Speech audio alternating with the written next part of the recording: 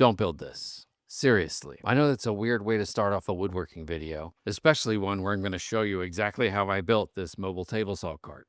But I've been living with this thing for 3 years. And if I had to do it again today, if I did it at all, there's a lot I would do differently. You know what? It's hot. And this tennis ball is super annoying. It never stops moving. Everything's kind of loud, and everyone thinks I'm a weirdo for having the camera in my driveway. So come on in the shop and I'll tell you the rest of the story. 3 years ago, I bought this Delta 36725 used table saw for $200. Now, this is the original OG version of the Delta 36725, whatever that means. Upgrade from my previous job site table saw, which I had built a cart for, a very small cart for, and had dust collection issues. But because everything was on the cart, including my router table, I was able to sort of push it out into the driveway and make whatever sawdust I needed to out there. To me, this was a huge upgrade because it was sturdy, so I thought, and it had a cast iron top, which made it very heavy, but it still dropped a lot of sawdust out of the back and in the bottom, and the dust collection just wasn't great. So I thought, I've got a lot of plywood and more confidence than I probably should have, and I'll build a cart for it. I didn't like the mobile base that it came on, and I figured maybe I'll try to do something about the dust collection as well. That is what this video that I'm going to show you is about. 3 years ago, when I started doing this, I thought I was going to make some long form videos for YouTube.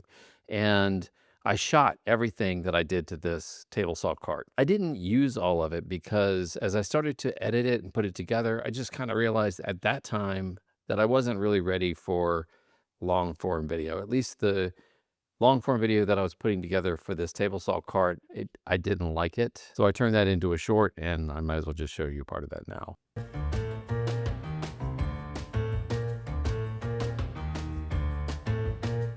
I don't know why I chose that music either.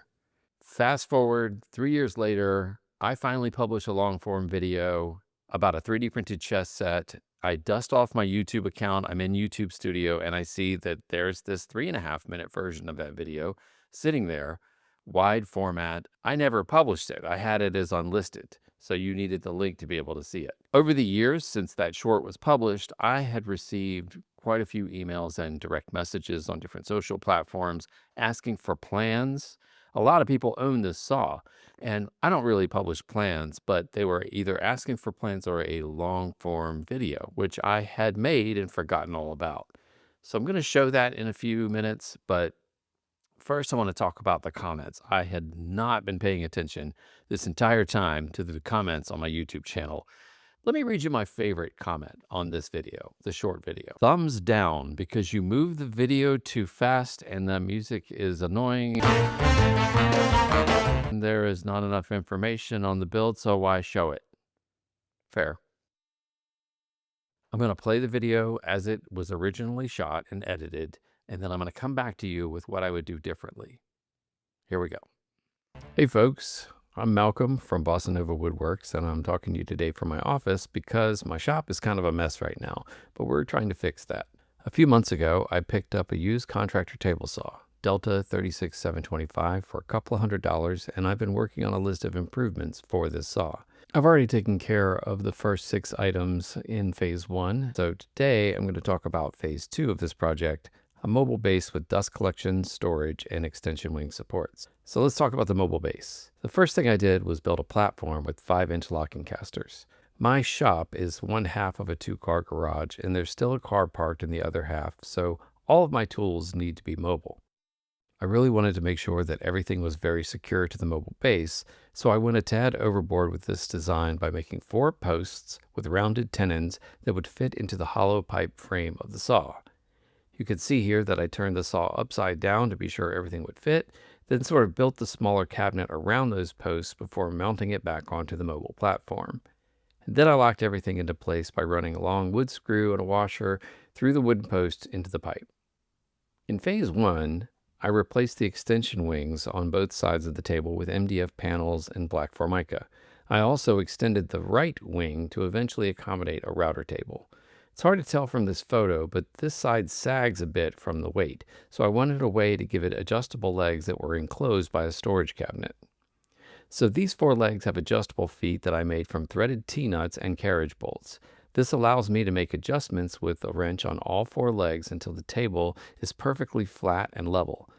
I built the cabinet around these legs, and then once everything was dialed in, I locked each of the four legs in with a single screw at the top, which makes future adjustments possible. I also added an adjustable shelf to this cabinet and a drawer for accessories in the smaller cabinet to the left. I sealed a lot of the gaps in the body of the saw with a combination of magnetic sheets and foil tape. Most of the sawdust drops out of the bottom of this saw, so I made a makeshift funnel out of corrugated plastic sheets and more foil tape, with a 2.5-inch hole at the bottom for a dust collection fitting. I then used a combination of clear flex hose, fittings, and pipe to tie it all together into a single connection for my shop vac. Is it the best dust collection in the world? No. But again, I'm using a shop vac, and I've seen a drastic reduction in the amount of sawdust, so it's working for now. This is also another reason I like to have it on casters, so I can take it outside of the driveway for some projects if they're going to get kind of messy. Here you can see that I used the same magnetic sheets for the tilting arbor slot on the front of the saw. These magnetic sheets allow me to quickly reposition them when I need to tilt the blade, and I made sure to leave enough space on the side to turn that handle. And here's another shot of that shop drawer that holds the table saw accessories. And with that, we're wrapping up phase 2. Phase 3 will include a router lift and some outfeed support, maybe a few other things. Let me know what you think. Do you own this table saw? What do you think of the mobile base? Please leave any questions or thoughts below in the comments. Okay, so now that you've seen the build, let me show you what 3 years of actual use looks like. First would be the mobile cart was a really great idea. However, I didn't build it wide enough. You saw the beginning platform that I started with. I should have probably extended it out to be a wider or longer wheelbase, whichever one you want to think about. One that would encompass the entire length of the extension wings. Ended up in having different parts of this sag. And you can see evidence of this with my janky little wooden leg supports that I had to put on one end of the extension wings. So let's talk about the router table for a minute. I'm not going to go in depth about that in this video, but I regret putting a router table in this cart. I never moved this cart outside to use it. And when I need to use the router table, it's kind of a pain to if I don't have the clearance and space, it's kind of cramped over here. I also would have used that section of the cart where I have the router table to store all of my jigs and sleds, of which I have several. That would have been a much more convenient use. It would have kept everything near the table saw. In the older video, you can see that when I built the right side of this cabinet, I did something kind of unusual by putting the adjustment supports inside of the cabinet and then built the rest of the cabinet around it. I thought I was being pretty slick at the time by making an adjustable way to bring the right extension wing on top of the cabinet to be coplanar with the cast iron tabletop. I actually like the way that my friend Scott Walsh does this in one of his YouTube videos. In fact, he's got an entire course about building this mobile table saw cart for a job site saw. I believe that it could be used for a variety of saws, but let me just let him show you his method of using jack screws to bring those extension wings coplanar. Knobs on and the saw bolted in, it's time for the moment this whole cabinet was designed around. Leveling the extension tops to be perfectly flush with the saw table. This one's already magically very close by some mere... Wow! A straight ruler laid across the top and the saw table shows exactly where the gaps are. If you're not following Scott Walsh, you're really missing out. I think he's one of the best teachers on YouTube and one of the best content creators out there. And he's genuinely a cool guy. I've gotten to know him a little bit over the years. I'll leave a link to Scott's video and to his plans on his website in the description box. I know I mentioned that my first saw, I had a very small table saw cart, and I thought I was going to do the same thing with this one, wheel it out into the driveway, but the honest truth is I never moved this thing. And that's why I needed to have better dust collection. Here's the part I didn't understand back then. I didn't really know much about cabinet saws, but what I was effectively doing was taking an open-bodied contractor saw and trying to turn it into a cabinet saw to control the dust. I didn't really understand what made a cabinet saw different than a contractor saw, but I knew that there was dust all over the place, and I figured that I would try to control that. While the width of the mobile base is problematic and the storage could have been a little bit better, The biggest problem with the entire build is that funnel chute that's on the bottom that collects sawdust. It definitely collects it. It just doesn't take it away. About 2 or 3 times a year, I have to pull the cover off, and you get this lovely little striation of layers of different types of wood that you can see that I've used. But if I don't clean that out, if I don't vacuum it out, like I'm showing in this video, then the blade just will get jammed. It won't lower down anymore. And I assume it's kind of dangerous. When I first started to put this video together, the update 3 years later for this table saw cart, I was dead set on just coming and telling anyone who watched the video, don't build this. Take your time, your effort, and your money, and just go buy a better saw. But I had to check my bias a little bit because I'm not a professional woodworker and I've never worked with professional woodworking equipment like proper cabinet saws that are high end or a big dust collector or even a dust extractor that's fairly pricey. I have a decent following on Instagram. It's not huge, but I have a lot of what I would consider professional woodworkers that follow me. And so I put a poll out that asked, is perfect dust collection possible with a proper cabinet saw and a good dust collector? And all of the answers that came back were no, not at all. A friend of mine named Mitch from Horn Dog Maps, really talented artist, he answered the question with a reel, which I think is really valuable. Here's that. Okay, Malcolm, this is my response to your video of is zero dust possible with high level extraction equipment, whatever, blah, blah, blah. Yes and no. Okay. So it depends on the cuts. So, first of all, I have the Laguna F2 cabinet saw. It has an overhead dust collector and it has a 4-inch port on the bottom. That is going to my Laguna V3000 dust collector, and this thing is amazing. It sucks up so much dust. I have an overhead boom here going to a Festool dust extractor. The one that comes with it, it goes from there into this port here, and that's supposed to suck it up. But as you neck down these big dust collectors into smaller ports, it doesn't work as well. So that's why I'm using a dedicated overarm boom to the Festool. So when I say yes and no, it depends. So if you were going to run a board all the way through the middle here, you're going to have minimal-ish dust. You're still going to get a little bit built up here and there, whatever, but it's not bad. You're not shooting dust out the back here. You're not shooting dust down there. Most of it is just coming from the blade spinning this way. It gets caught in the gullets and it shoots back here. Where you get lots of dust is if you are doing glancing cuts. So say you want to cut off an 1/8 or 1/16 of an inch from this board just to, straighten it up. When you're doing that, you're not getting full contact with the blade and you're not getting full suction from below. That's when you get the dust shooting out. So having all of this is great. It minimizes dust as long as the cut is one that is conducive to minimizing dust. I don't care what you have. If you do that glancing cut there, you're going to have dust, regardless of whatever system you have. I put the question to my friends at another woodshop podcast, and those guys answered the question in a recent episode. Here's that. Is perfect dust collection obtainable with that kind of equipment? Or do all saws inherently just leave dust no matter what you do? Okay, thanks. I will say this. I don't know about you guys, but I don't think table saws have terrible dust collection.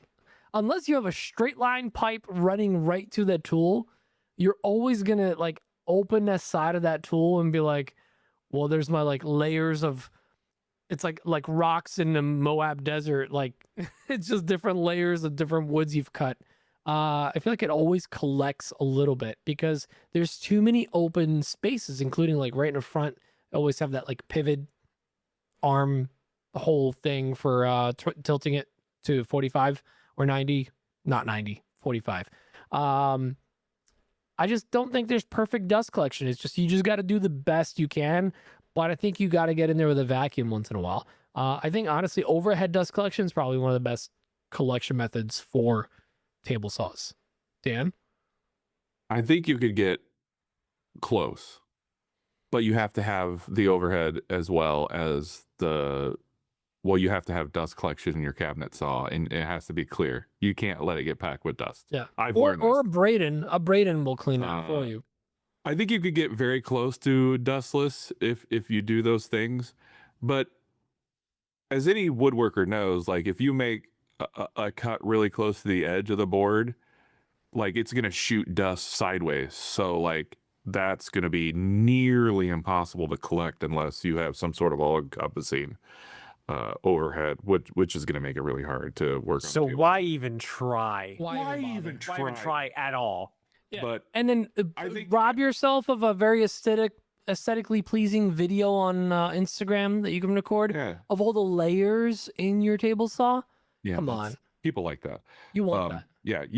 Yeah, that's my answer. You can get really close, but there are some cuts that are just going to create a lot of dust, and it's just not. It's not 100% possible, but you can get up there. Overhead dust collection, that is key, though, if you want to get as dustless as possible, Braden. I'm OCC? convinced that if the answer is yes, we're going to find it now because Dan with the Gorilla Dust Sucker 9000, the first branch off that is his table saw. Mm-hmm. It has been cleared. We That have has the we most have, suck.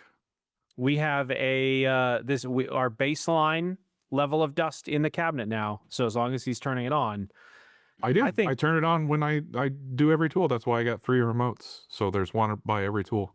I think it's going to be even more challenging, though, not necessarily the dust collection part, but because of the dust collector. How are you going to get the wood to actually push through the table saw? Because you basically have a vacuum table now for a table Oh, saw. I put wheels on the on wood. the table. Wheels. Yeah. So, checking my own bias at the door, I have to realize that what I built here did accomplish some of the goal.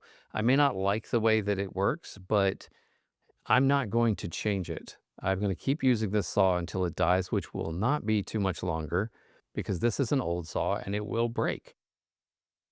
Should you build it? Yeah, probably. If that's what you like to do, if you like to get in the shop and sort of make things more complicated like I do, then go for it. I think it definitely hit some of the goals that I set out to achieve. There's one part I still didn't figure out I'm really dissatisfied with, and that is the funnel underneath the saw. I've seen a couple of other creators make videos about this. Maybe they've solved it. Maybe you will solve it. A lot of you have reached out and asked for plans. It's not really a thing that I do. However, I'm willing to work on some of them if enough people have interest. I would not sell them. I would put them out for free. So if anybody wants to collab on that, or if you really need the instructions of the things that I did that aren't in this video, or I could cover something for you, just reach out. Until next time. Little backtrack to Maker News. Malcolm launched his first YouTube video. Yeah, you did. I Check it actually out. love the concept. I'd go so far as to say that it was adequate. It was honestly watchable. It stayed on the whole time. It was technically a YouTube video. I liked it.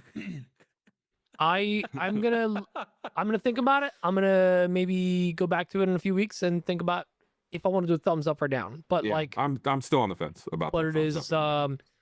it is. I did subscribe though. I hit him with an 100% early had that- sub. I Ooh, smashed you that subscribe button. Yeah, you got it. You got it. Oh, I guess. Because you want to know what you're missing. You want to know all the videos you're not gonna watch, right? So go check that out. Go check out this video.